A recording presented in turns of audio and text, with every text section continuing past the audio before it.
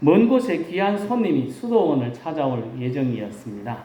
손님 찾아오니까 손님 맞이하기 위해서 수도원에 있는 원장님과 수도사들이 열심히 수도원을 정리하고 청소를 했습니다. 손님이 도착했습니다. 수도원 원장님이 이곳저곳을 안내합니다. 열심히 소개를 합니다. 이곳은 어떤 곳이고 저곳은 어떤 곳이다. 막 이야기를 해줍니다. 그런데 소개해주는 수도 원장님이 다니는 곳마다 수도사들의 표정이나 이런 것들이 조금 좋지 않습니다. 울적해 보이고 좀 심각해 보입니다. 모든 소개를 마치고 수도 원장님과 같이 원장실에 들어갔을 때입니다. 원장님이 이렇게 말합니다. 보시다시피 우리 수도원은 잘 운영되고 있습니다. 그렇지 않습니까? 라고 이야기했습니다. 원장님이 자랑한 겁니다. 우리 수도는 잘 되고 있다는 걸 자랑했습니다. 손님의 동의를 기다리고 있는 겁니다. 그때 손님이 이렇게 묻습니다. 실례지만 원장님, 그렇게 말씀하시는 그거가 뭡니까? 원장님은 알 수 없다는 표정을 지으면서 금방 이야기한 것을 다시 반복했습니다. 그리고 아니 방금 전에 보여드리지 않았습니까? 저희는 시간에 맞게 기도하고 일하고 있으며 수도사들도 규칙을 따라 잘 살고 있습니다. 손님은 끄덕끄덕 했습니다. 그래 맞습니다. 그 말씀은 맞습니다. 하지만 이곳에 한 가지가 빠진 것 같습니다. 원장님이 깜짝 놀라며 그게 뭡니까? 손님이 이렇게 말했습니다. 기쁨이 빠졌습니다. 기쁨이 빠지고 나면 기도도 봉사도 다 고역이 되고 마는 것입니다. 라고 이야기했습니다. 여러분 기쁘고 즐겁게 살아가고 계십니까? 아멘. 제가 늘 이렇게 표정을 보지 않습니까? 야, 이게 표정은 제 표현입니다. 이 똥 씹은 표정처럼 좀 표정이 썩 좋지가 않습니다. 우리가 즐겁게 기쁘게 살아가야 됩니다. 신앙생활은 어떨까요? 기쁘고 즐겁습니까? 조금 전에 이야기 드린 것처럼 모든 것이 잘 진행되고 모든 것이 잘 된다 할지라도 기쁨이 없으면 고역입니다. 이곳에 나와서 예배하는 일이 참 좋은 일입니다만 우리 속에 기쁨이 사라지면 이 앉아있는 자체가 고역입니다. 우리 주님은 우리들에게 항상 말씀합니다. 기뻐하라. 항상 기뻐하라. 우리의 모든 삶 그리고 우리의 특별히 신앙생활에서 기쁨이 없다면 빨리 기쁨을 회복해야 됩니다. 기쁘게 살아가야 되지 않겠습니까? 우리 하나님께서 우리들에게 주신 구원의 기쁨, 주님과 동행함의 기쁨, 첫사랑의 기쁨 안에서 우리들이 살아가야 됩니다. 이런 기쁨을 회복하는 것이 중요합니다. 성도 여러분, 우리 삶에, 우리의 생활 속에 기쁨이 넘쳐서 살아가는 순간순간이 즐겁고 신나는 삶, 그리고 주님의 주신 구원의 기쁨, 주님과 동행함의 즐거움을 누리며 행복한 신앙생활을 할 수 있기를 예수님의 이름으로 축복합니다. 오늘 우리가 읽은 말씀은 사도 바울이 3차 전도여행을 마쳐갈 때쯤 한 내용입니다. 사도 바울은 3차례 전도여행을 떠납니다. 크게는 3차례입니다. 4차, 5차까지 이야기하신 분도 있습니다. 어쨌든 크게 기록되어 있는 것은 3번인데 첫 번째로는 갈라디아 중심으로 저게 움직였습니다. 안디옥 교회에 파송을 받아서 갈라디아 중심으로 전도를 여행을 떠났습니다. 이곳에 전도 여행을 하면서 돌에 맞아가지고 죽을 뻔한 경험이 있습니다. 사람들이 죽은 줄 알고 성 밖으로 내버렸는데 다시 일어나서 복음을 전하러 가는 참 대단한 이야기가 1차 전도 여행에 있었습니다. 2차 전도 여행은 저쪽 편에 저기에 있는 지역입니다. 마게도냐, 아가야, 그리스 지역을 중심으로 전도했습니다. 마게도냐 중심으로 전도하러 갔다가 빌립보 지역에 갔을 때 귀신 들린 여자를 쫓아냈다가 귀신을 쫓아내다가 되게 떠나고 세게 두들겨 맞고 감옥에 처박히는 안타까운 일도 겪었습니다. 우리에게 잘 알려진 말씀 주 예수를 믿으라 그리하면 너와 내 집이 구원을 얻으리라 하는 말씀도 이때 전해진 말씀입니다. 세 번째 전도 여행은 아시아를 중심으로 이루어졌습니다. 에베소에서 한참 동안 하나님의 말씀을 전했던 이야기들이 있습니다. 두란노 서원을 만들기도 했습니다.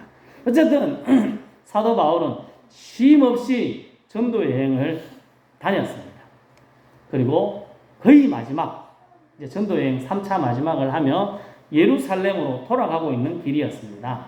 가는 중에 저기 동그라미 표시되고 있는 저기 지역이 밀레도라는 곳입니다. 밀레도라는 곳에서 에베소 교회에 있는 장로님들을 다 불러 모았습니다. 그리고 그것에 만나서 사도 바울이 한 이야기입니다. 그때 이렇게 이야기합니다. 같이 읽겠습니다. 오직 성령이 각 성에서 내게 정언하여 결박과 환난이 나를 기다린다 하시나. 아멘. 예루살렘에 내가 가고 있는데 가면 뭐가 기다립니까? 결박과 환난이 기다린다. 너 잡히게 될 것이다 하는 이야기를 성령이 하고 계신다. 그렇게 말씀하고 있습니다. 예루살렘에 가면 잡힌다는 이야기를 이 외에도 여러 번 합니다. 다른 사람들이 와가지고 너 예루살렘에 가면 잡힌다. 가지 마라. 가지 마라. 그렇게 이야기합니다. 여러분들은 어떻게 하겠습니까? 지금 밀레도에 있습니다. 사진에 보면 예루살렘과 거리가 떨어져 있습니다. 타고 가는데 저기 갈 동안에 도망갈 길이 많습니다. 안 가도 됩니다. 안 간다고 사도 바울에게 누가 뭐라 그럴까요? 아무도 뭐라 그러지 않습니다. 아무도 뭐라 그러지 않는 그 길을 사도 바울은 갑니다. 환난과 결박이 기다린다는 예루살렘으로 가겠다고 고집 피우고 있습니다. 24절에 이렇게 이야기합니다. 같이 읽겠습니다.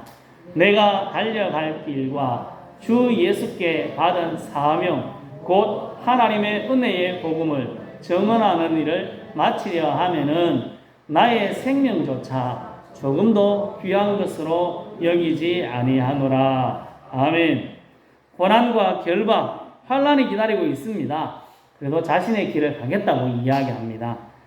사도 바울이 달려갈 길, 예수님께 받은 사명, 그것이 무엇입니까?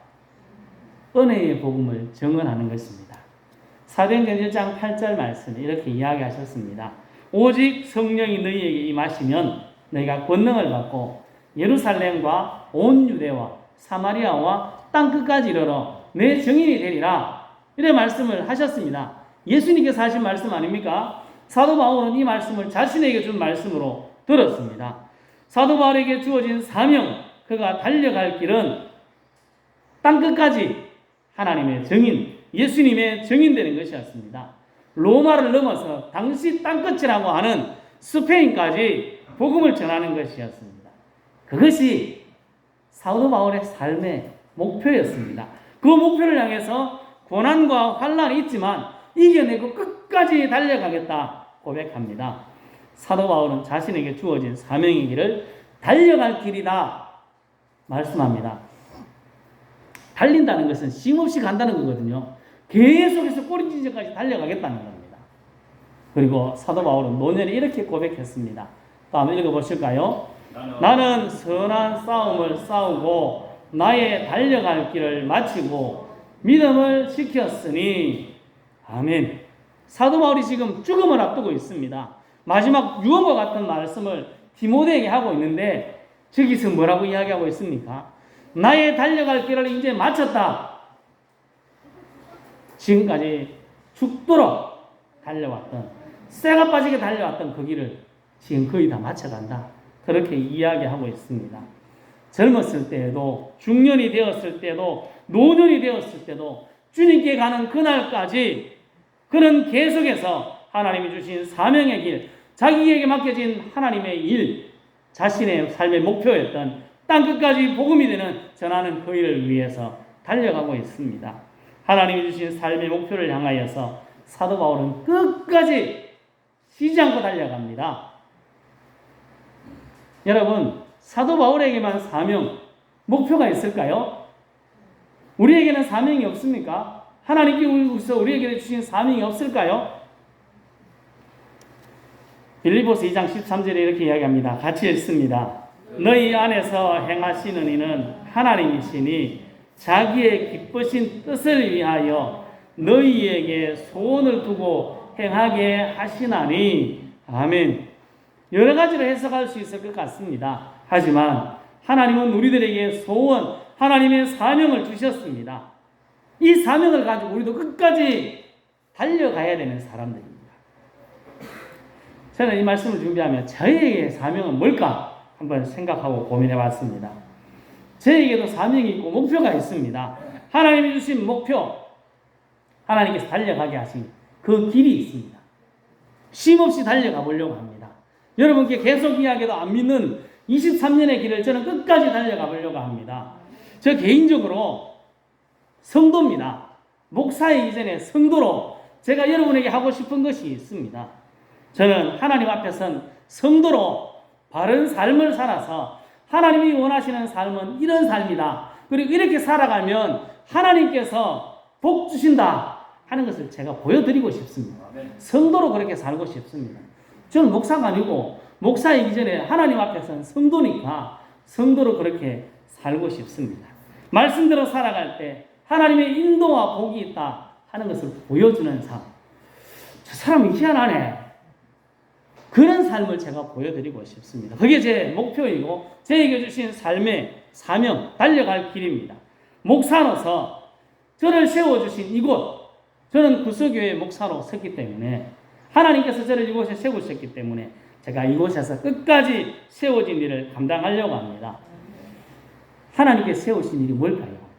하나님의 교회를 문 닫지 않고 하나님의 나라를 확장해 가면서 하나님의 나라가 더 커져가는 것, 그것이 목사의 사명 아니겠습니까? 구석의 목사로서 교회 문을 닫지 않고 하나님의 역할들을 감당하며 하나님께서 맡겨주신 하나님의 복음을 전하여서 하나님의 나라가 확장되는 것, 그것이 목사로서의 저의 사명입니다. 우리 구석교회의 사명도 있습니다. 아까 우리 장로님이 기도하셨지 않습니까? 우리 구석교회의 사명은 제 나름대로는 이렇게 정하고 싶습니다. 힘들어하는 한국교회, 특별히 농촌교회에 좋은 모델을 제시하는 교회가 되었으면 좋겠다. 그게 우리 교회를 향한 우리 교회의 사명이다 말씀합니다. 힘든 농촌교회도 저렇게 하는데 우리도 할 수 아니겠나? 저렇게도 할 수 있겠네? 하는 것을 보여주는 그런 교회가 우리 교회가 되었으면 좋겠다. 이게 우리 교회에 주어진 사명이라고 생각합니다. 성도 여러분, 여러분은 개인적으로 사명이 있습니까? 어떤 사명을 가지고 계십니까? 자녀들을 잘 키우고 자녀들을 출가시키고 그것이 내게 주어진 사명입니까? 예, 맞습니다. 그 일을 해야 됩니다. 그 일을 위해서 저도 열심히 우리 아이들을 양육하고 훈련하고 결혼시키고 출가시키고 아이를 태어나게 하는 게 제 사명 아니겠습니까? 가장으로서. 그뿐만 아니라 성도로서 여러분에게 주어진 사명이 무엇입니까? 끝까지 달려가야 될 사명이 무엇입니까? 우리들이 그것을 한번 나 스스로 생각해야 됩니다. 그리고 그 일을 위해서 끝까지 달려가야 되는 겁니다. 성도 여러분, 우리에게 주어진 사명의 길, 우리가 달려갈 길, 그 길을 바르게 알고 우리에게 주어진 그 사명의 길을 끝까지 쉼없이 계속해서 달려갈 수 있기를 예수님의 이름으로 축복합니다. 사도 바울은 종종 이야기합니다. 기뻐하라. 내가 다시 말하노니 기뻐하라. 이렇게 말하는 것이 수고롭지 않다. 기뻐해라. 그렇게 자주 이야기합니다. 우리가 알고 있는 데살로니가 전서에서도 항상 기뻐하라 말씀합니다. 오늘 말씀에, 우리가 읽은 말씀에는 안 나오지만 사도 바울이 달려갈 길이라고 적고 있습니다. 그 말씀 앞에 다른 사본, 적다 보니까 사본이 다른 여러 가지가 있는데 다른 사본에는 기쁨으로 라는 말이 적혀 있습니다. 결국은 뭐가 되는가 하면 내가 달려갈 길, 내가 기쁨으로 달려갈 길, 내가 기쁨으로 주어진 사명, 이렇게 표현되는 것입니다. 사도 바울은 사명의 길을 억지로 가지 않았습니다. 기쁨으로, 즐거움으로 달려갔다. 그렇게 말씀합니다. 사도 바울의 삶을 살펴보면 참 힘들고 어려웠습니다. 1차 전도여행을 하며 아까 말씀드린 대로 돌에 맞아가지고 이 사람은 죽을 지경이 되었습니다. 죽은 것처럼 보였습니다. 그래서 사람을 끄집어내가지고 성 밖에 버렸습니다. 이 사람은 죽은 사람이다 할 만큼 뒤지도록 맞았습니다. 그래도 일어나서 뭐 했습니까? 또 복음을 전하러 갑니다. 유대인들이 따라다니면서 자신을 괴롭힙니다. 가는 곳마다 복음을 전하는데 가는 곳마다 유대인들이 결사대를 정원해서 따라다니면서 자기를 괴롭힙니다. 얼마나 지칠까요? 그때도 지치지 않고 계속해서 달려갑니다. 사도 바울도 왜 힘들고 지치지 않을까요? 지치고 힘들 때도 있었습니다. 그때 위로하시는 하나님을 만나고 다시 힘을 내어서 그 길을 달려갈 수 있었습니다. 이렇게 힘들고 어려워도 계속해서 달려갈 수 있었던 이유가 뭘까요? 그 속에 기쁨이 있으니까요. 그냥 좋으니까요. 그러니까 달려갈 수 있는 겁니다. 짜증나는데 어떻게 해서 달려갈 수 있겠습니까? 기쁨이 있으니까 달려갈 수 있습니다. 사도 바울은 기쁨으로 끝까지 자신의 걸음 달려갈 길을 달려갔습니다. 성도 여러분, 우리도 주님 앞에서 기쁨으로 우리들에게 주어진 사명, 내게 주어진 사명의 길을 달려갈 수 있기를 예수님의 이름으로 축복합니다. 아멘. 사도 바울이 기쁨으로 사명의 길을 달려갈 수 있었던 이유가 아니겠습니까? 우리하고 왜 다를까? 그걸 생각해 봐야 되지 않겠습니까? 사도 바울이 어렵고 힘들어도 기쁨으로 달려갈 수 있었던 이유는 하나님과 늘 함께 했기 때문에 그렇습니다. 하나님의 인도가 그의 속에 있었기 때문에 그렇습니다. 우리가 읽은 22절에 보면 나는 성령에 매여서 예루살렘에 간다. 23절에서는 성령이 환난과 결박이 나를 기다린다고 이야기해줬다. 24절에는 예수님께 받은 사명이라고 말씀하고 있습니다. 우리 예수님은 사명만 주고 네 혼자 가 이렇게 이야기하지 않습니다. 같이 동행하시는 분입니다. 우리 주님의 손잡고 주님과 함께 사명의 길을 달려갈 때 기쁘고 즐겁습니다. 저는 청춘 남녀의 모습이 참 좋습니다. 그들은 힘들고 어려워도 요즘은 좀 덜한 것 같지만 청춘 남녀들은 힘들고 어려워도 누구만 있으면 됩니까? 내 옆에 있는 그 남자 그 여자만 있으면 됩니다. 그래야 행복하다라고 생각합니다. 그래서 이야기하지 않습니다. 이 사람 아니면 나 못 산다. 죽어본다고. 그래 허락받는 사람이 있지 않습니까? 힘들고 어렵습니다. 그렇지만 옆에 내가 사랑하는 사람이 있기 때문에 기쁘고 즐겁습니다. 야곱이 외삼촌 라반의 집에서 자신의 아내 라헬을 얻기 위해서 몇 년 동안 고생했습니까? 처음 14년을 고생했습니다. 7년 동안 죽으라고 고생했는데 외삼촌이 사기를 치지 않습니까? 참 외삼촌도 나쁜 사람입니다. 조카한테 사기를 치다니. 그래도 야곱의 삶은 어땠을까요? 14년의 삶이. 성경은 이렇게 표현합니다. 같이 읽어보실까요? 야곱이 라헬을 위하여 7년 동안 라반을 섬겼으나 그를 사랑하는 까닭에 7년을 며칠같이 여겼더라. 아멘.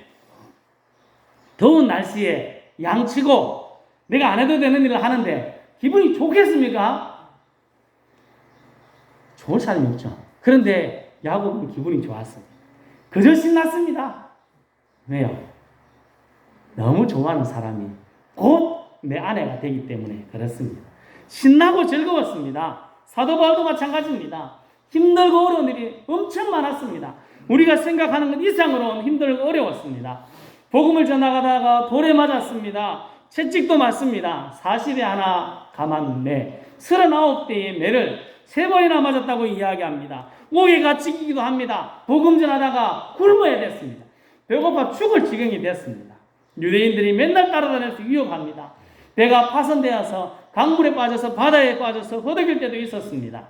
하지만 하나님과 함께 달려가는 주님의 손잡고 달려가는 그 길이 너무 기쁘고 즐거워서 그 길을 포기할 수 없었습니다. 그래서 그가 생명이 끝나는 그날까지 나의 달려갈 길, 내가 포기하지 않고 달려갈 길이라고 말씀하고 있는 것입니다. 주님과 함께 즐겁게 달려가는 길이었기 때문에 너무 행복하고 기쁘고 즐거웠습니다. 우리도 그러면 되지 않겠습니까? 하나님과 손잡고 같이 걸어가면 됩니다.